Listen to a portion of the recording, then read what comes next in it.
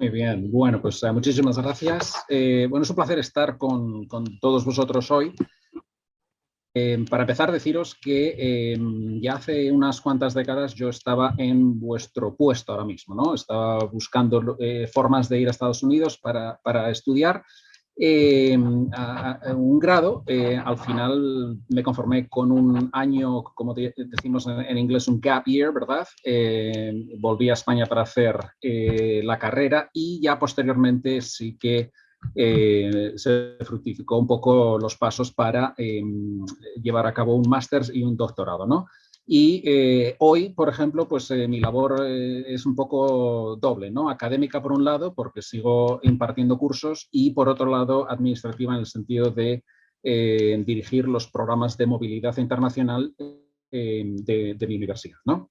Bueno, entonces, vamos a charlar unos minutos sobre algunos de los puntos que hemos mencionado y al final tendremos unos otros minutos para vuestras preguntas, aunque, y dependiendo un poco de los procesos de Education USA en Madrid, si mi correo electrónico, mis datos de contacto se pueden diseminar, yo estoy encantado de ayudaros con lo que sea.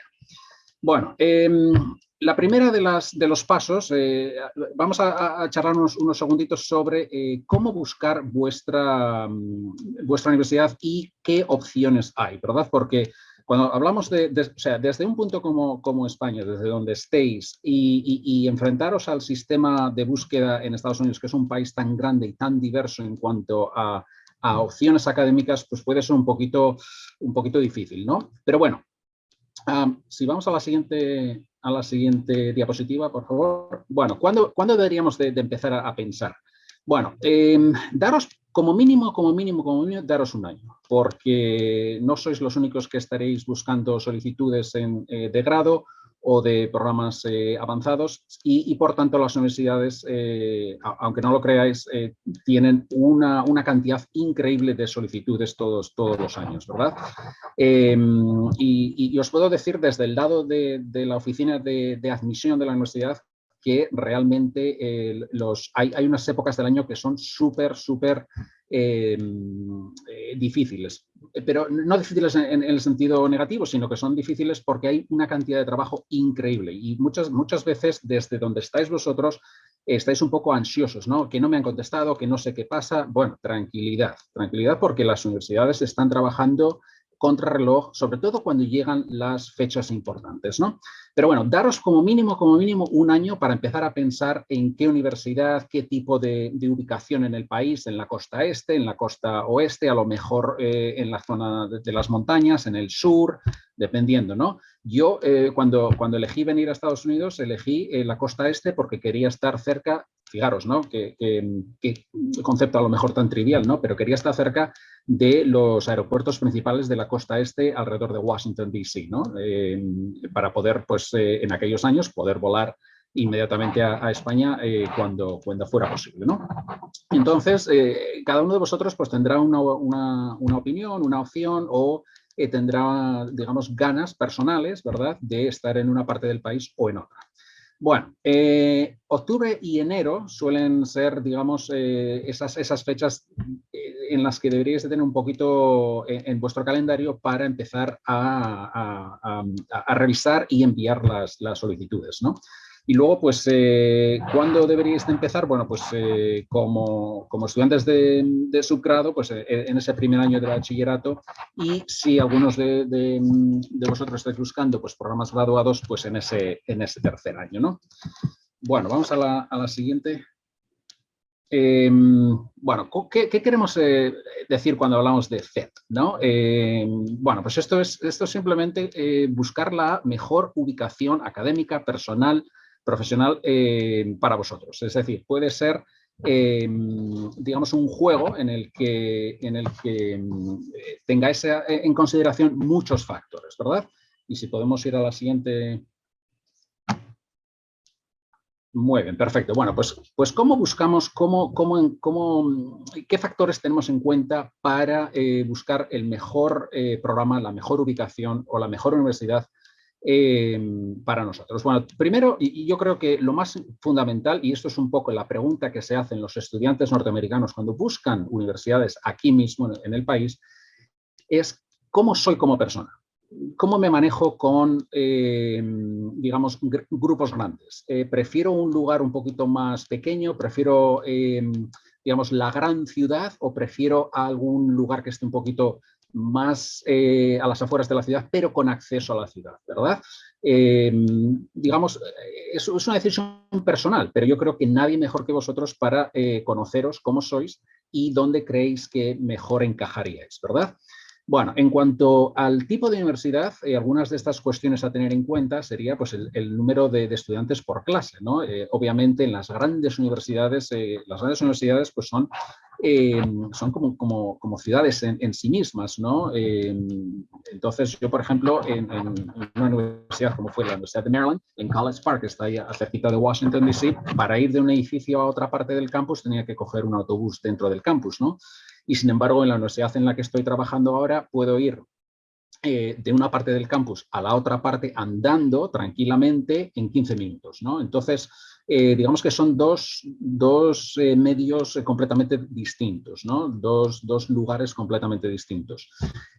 También hoy en día, con tremendo acceso, digamos, casi ilimitado a los recursos en línea, podéis encontrar, digamos, el acceso a las carreras, a los cursos que se ofrecen. Si os interesa la carrera de biología, podéis entrar en el número de universidades seleccionado y encontrar un poco qué tipo de cursos se ofrecen. Podéis incluso encontrar los programas del curso, quién son los profesores que imparten esos cursos, etcétera, ¿verdad? Bueno, otra cuestión a tener en cuenta es, digamos, la oferta financiera de estas universidades. Y hablarnos un poquito también de eso más adelante, ¿verdad? Pero qué tipo de universidad es y qué tipo de oferta os pueden dar en formas de becas, ¿verdad? Ya vamos a hablar un poquito también de la ayuda económica federal, pero como estudiantes internacionales no os afecta ese lado y por tanto no podéis recibir esa ayuda, ¿verdad? Bueno, otro dato importante, porque esto ya habla de las salidas profesionales, es dónde terminan, dónde acaban los estudiantes graduados de esa universidad que habéis elegido. Y esa información típicamente se encuentra o bien en la parte en la página de la oficina de admisión o en la Secretaría General, ¿verdad? O en lo que muchas universidades llaman Center for Career and Professional Development, ¿no? Algo así, ¿no? Cada universidad le llama de una manera, pero digamos que sería lo que llamaríamos Career Center, ¿no? Donde los estudiantes norteamericanos, e incluso los internacionales también, van desde el primer año y empiezan a pensar un poco en cómo va a ser su curriculum vitae, cómo va a ser digamos, su serie de prácticas profesionales que van a hacer durante los 4 años de carrera. Y en última instancia van a buscar, digamos, información sobre qué tipos de trabajos podrían solicitar, ¿verdad? Obviamente, cuando hablamos de trabajo como estudiante internacional en Estados Unidos, eso es otra conversación completamente diferente, pero podemos hablar unos minutos un poquito más adelante. Bueno, además, muchos de estos programas, como habíamos mencionado justo al empezar, ofrecen muchas opciones de hacer prácticas. Y esas prácticas se traducen en estas internships, ¿verdad? En estas pasantías que llaman aquí en el español de Estados Unidos, en opciones de hacer investigación con profesores, etcétera. O sea que hay una forma de aprender muy práctica. No solamente es estar en el aula, estar en la clase y escuchar una serie de lectures, ¿verdad? De charlas, sino que también se trata de estar, digamos, enganchado un poco con el contenido, con los profesores y con el grupo de investigación. Bueno, y finalmente, también es importante tener en cuenta cómo esa universidad, cómo ese programa y cómo ese conjunto de oportunidades que están disponibles para los estudiantes te van a ayudar a ti a formar ese perfil de estudiante de cara digamos, a encontrar un trabajo, al mercado laboral, ¿verdad? Bueno, si vamos a la siguiente. Bueno, hasta ahora veníamos hablando un poco de qué tipo de universidad, digamos, os apetecería mejor o solicitar y en cuál os veis, ¿no? En qué campus os veríais, ¿no? De todas maneras, también hay que ver si realmente, como decía un poquito al principio, si vosotros, digamos, tenéis esas características que van a encajar bien con la universidad, ¿verdad? La mayoría de las universidades, bueno, todas las universidades, en realidad, a través de las páginas de internet, os pueden dar una imagen de lo que es el campus, ¿verdad? Todas las universidades tienen digamos, una visita virtual, ¿no? Y entonces podéis encontrar un poco, digamos, ese sabor del campus, ¿no? Qué tipo de población estudiantil vais a encontrar, qué tipo de medias académicas piden, ¿no? Y a nivel subgraduado, a lo mejor con ese holistic approach, ¿verdad? Con esa visión general del estudiante que solicita, pues igual es un poquito más fácil que a nivel graduado. A nivel graduado sí que es realmente cuando ya penséis en buscar un máster o un doctorado, por ejemplo, sí es súper importante que vosotros, que vuestra propuesta académica, profesional y personal sea, digamos, ese mejor fit, ese encaje perfecto con la universidad. Pero, como decíamos también un poquito al principio, digamos, cuando se solicita a las universidades a nivel subgraduado, tenemos en cuenta un poco quiénes sois, ¿verdad? Académicamente, qué habéis conseguido, la media académica de los cursos que habéis hecho, cómo es vuestra personalidad, qué pasiones tenéis, qué intereses tenéis más allá del aula, qué actividades extracurriculares podéis demostrar. Yo cuando he visto, cuando he trabajado con la gente, con colegas míos de la oficina de admisión, yo he visto hasta, por ejemplo, un atleta, ¿verdad?, que era árbitro de fútbol en España, y entonces él hablaba de sus experiencias en su essay, ¿verdad?, en su ensayo, hablaba de sus experiencias en el campo y con los padres, ¿no? Y cómo eso le había ayudado a formarse como persona, de esas lecciones que había aprendido fuera del aula, ¿no? Entonces, cuando hablamos de este tipo de actividades, pensar un poquito en qué os separa del resto de los solicitantes, ¿verdad?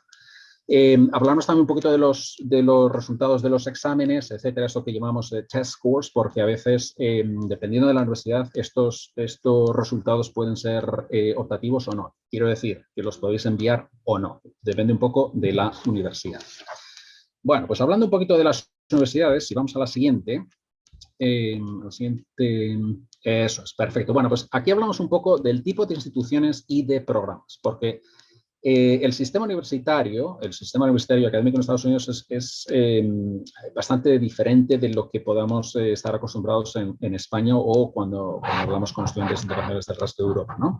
Para empezar, existe lo que se llama el Community College, que es, estos son, digamos, centros educativos de 2 años, ¿no? Donde digamos que los estudiantes pues, se gradúan con un título después de 2 años, que es un título, digamos que no es un diploma de grado todavía, pero se reconoce como un diploma que sirve para entrar en unas universidades de 4 años, ¿verdad?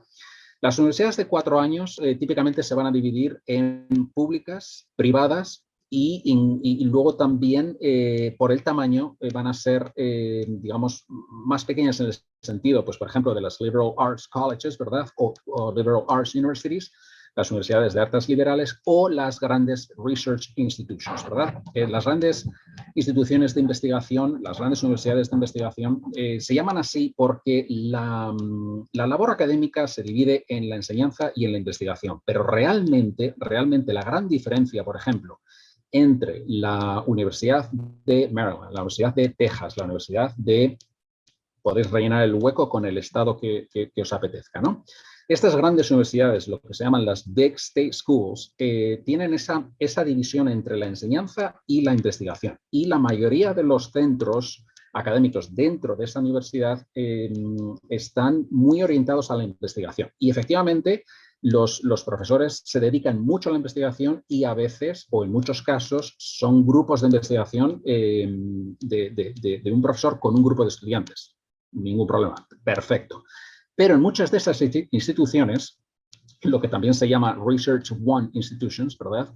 Es muy típico que el primer año no tengáis ningún profesor titular y que sean, digamos, teaching assistants, ¿no?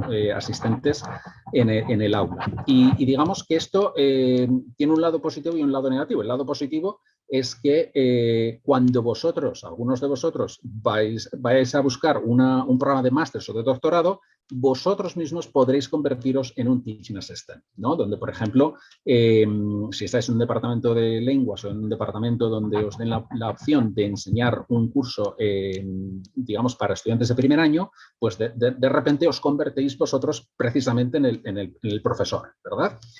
Y los estudiantes que estudian esa carrera dentro de ese departamento realmente no empiezan a hacer clases con profesores titulares hasta más adelante en los años de carrera, ¿verdad? Pero bueno, eso es un poco la situación de las grandísimas universidades, ¿no? Estas universidades, como os digo, que son como pequeñas ciudades, ¿no? Donde uno no tiene que salir del campus para tener todo, desde un supermercado hasta restaurantes, bibliotecas, aulas de estudio, gimnasios, piscinas, el campo de fútbol, el campo de baloncesto, prácticamente todo y como siempre decimos, ¿verdad? Como en las películas, ¿verdad? Sin embargo, las pequeñas universidades, bien públicas o bien privadas, pues son pues, precisamente un poquito más personales en ese sentido, ¿no? Como os digo, hay una gran diferencia entre una universidad como de artes liberales, por ejemplo, donde se os va a conocer por el nombre y el apellido, frente a las grandes instituciones de investigación donde realmente los estudiantes son números, ¿no? Se les conoce por el número, por el Student ID, hasta que efectivamente uno va entrando en un programa o en una carrera determinada, ¿verdad? Bueno, si vamos un poquito a la siguiente diapositiva, en cuanto a los programas que se ofrecen, ¿verdad? Pues obviamente a nivel de pregrado podemos hablar de lo que serían el grado de arte o el grado de ciencia, ¿verdad? Entonces se divide un poco entre pues bastante simple, ¿no? Si vuestra carrera es en biología o en química, pues digamos el diploma que os dan es ese grado de ciencia. Pero si, por ejemplo, es en filosofía o es digamos, en lenguas extranjeras o en sociología, sería en artes, ¿no? La otra opción que podríamos contemplar, sobre todo si, por ejemplo, alguno de vosotros no consigue que le acepten en una universidad a la que busca, es solicitar a un community college.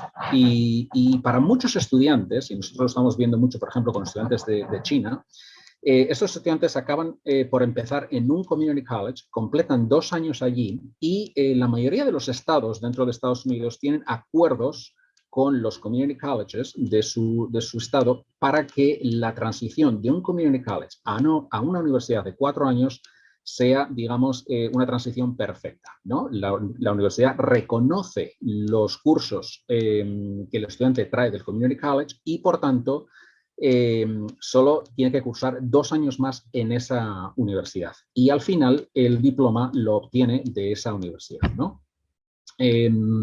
En cuanto al sistema educativo, digamos que lo que vais a encontrar es, digamos, ese core curriculum, ¿no? Esa serie de cursos que los estudiantes toman el primer año, ¿no? El primero e incluso el segundo, ¿no? En muchas universidades se llama General Education Courses, digamos que son cursos en varias áreas, en varias disciplinas académicas, en varias ramas, que os ofrecen un poco la entrada a lo que sería la carrera, ¿no? Es un poco una forma de explorar diferentes programas y de daros cuenta vosotros mismos de 2 cosas. Por un lado, si efectivamente queréis estudiar una carrera de psicología y realmente después de cursar Psicología 100, ¿verdad? Psychology 100, que sería un curso de primer año, os dais cuenta que efectivamente esto es lo que queréis hacer. Pero a lo mejor empezáis pensando que queréis hacer una carrera en sociología, pero que también os llama la atención en relaciones internacionales y empezáis a tomar cursos o a cursar, digamos, áreas en ambas carreras, ¿verdad? Como parte del General Education. Y ahí empezáis a descubrir que realmente sí o no estáis en el camino correcto, ¿no?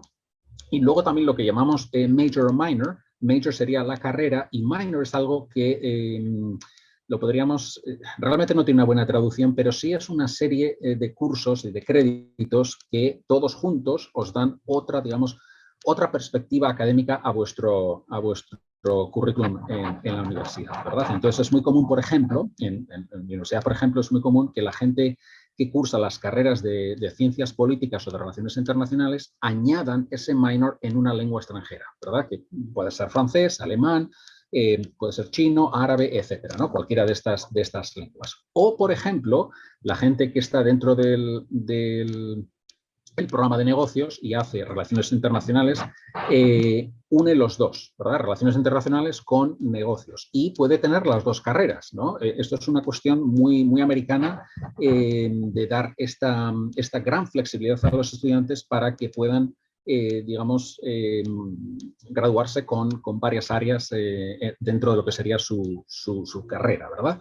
Y esto lo único que requiere es que estéis desde el primer día buscando la manera de ver qué es lo que más os conviene, ¿no? No simplemente de esperar y a ver qué ocurre, ¿no? Sino que ahí es donde en las universidades más pequeñas tenéis la ventaja de tener acceso constante todos los días, cuando sea, a los consejeros académicos, a los profesores dentro de los departamentos donde perdón, queráis cursar estudios, ¿verdad? Y eso es un poco algo a tener en cuenta, ¿no? El acceso a todos estos lugares. No quiero decir que las grandes universidades no los tengan. No es eso lo que quiero decir. Lo que quiero decir es que en las universidades más pequeñas el trato, digamos, es más de tú a tú, ¿verdad? En las grandes universidades a lo mejor tenéis que esperar un poco, hacer citas, etcétera, etcétera, etcétera, ¿no? Bueno, podemos ir un poquito más adelante y podemos hablar de los programas y de las diferentes ramas, ¿verdad? Dependiendo un poco de la universidad en la que acabéis, ¿verdad? A nivel profesional, después de los grados, ¿verdad? Están pues lo que conocemos todos como los MBAs, ¿no? Los MBAs que prácticamente pues todas las universidades tienen su propio MBA y no solamente tienen su propio MBA, sino que también tienen acuerdos con otras universidades en otros países para lo que en muchos lugares se llama 4+1 Pathways, ¿verdad? Digamos, estos programas donde, por ejemplo, esto es muy típico de las universidades más pequeñas, donde, por ejemplo, cursáis los 4 años, obtenéis el grado de esa universidad y por medio de los acuerdos institucionales de esa universidad podéis continuar un año de máster en otro país, ¿no? Nosotros, en nuestro caso, por ejemplo, tenemos un equipo de rugby súper bueno, y no es porque lo diga yo, pero se puede ver, en internet, ¿verdad? Y atrae a muchos estudiantes del Reino Unido, de África del Sur, de Australia, Nueva Zelanda, etc. Y estos estudiantes acaban, la gran mayoría hacen programas de negocios y acaban apuntándose, solicitando a los MBAs en las universidades con las que nosotros tenemos acuerdos, ¿no? Por otro lado, si lo que buscáis es, digamos, más el lado académico de investigación, pues obviamente hay una gran oferta de másters en ciencias, en artes, en educación. Digamos que, como dicen en inglés, the sky is the limit, ¿verdad? Hay tantas opciones y tantas oportunidades que a veces os puede incluso paralizar, ¿no? La gran oferta. Y por eso es muy importante que cuando elijáis una universidad, que veáis qué acceso tenéis a los profesores, qué acceso tenéis a los centros de recursos académicos. Se trata todo de establecer esas relaciones con las personas con las que trabajáis, ¿verdad? Y bueno, pues en algunos casos nosotros hemos puesto en contacto a estudiantes que están solicitando con estudiantes actuales en nuestros programas para que de estudiante a estudiante puedan tener una conversación y la tecnología permite muchísimas cosas hoy en día para que un estudiante, por ejemplo, en Taiwán pueda estar en contacto con un estudiante nuestro de ciencias políticas y tener un poco ese intercambio de perspectivas sobre si este programa es el mejor para este estudiante de Taiwán. Bueno, si vamos un poquito más adelante, hablando de opciones, ¿verdad? La tecnología nos ha permitido muchísimas cosas, ¿no? Y entonces, desde entrar en cada una de estas universidades a buscar estas publicaciones como Princeton Review, etcétera, ¿verdad?